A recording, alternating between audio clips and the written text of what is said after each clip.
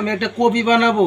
Copy বানানোর নিয়মটা বলতেছি। যারা ডায়াবেটিস আছে ওদের জন্য একটা কপি বানানো শিখাইতেছি।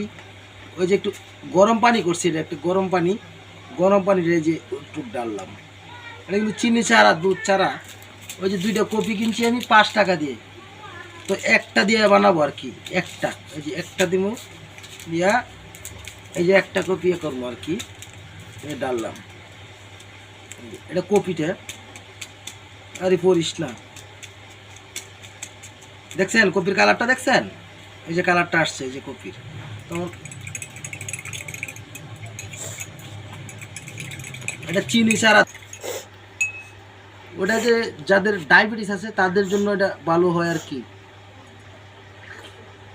ও কপির সেন্টটা সেই,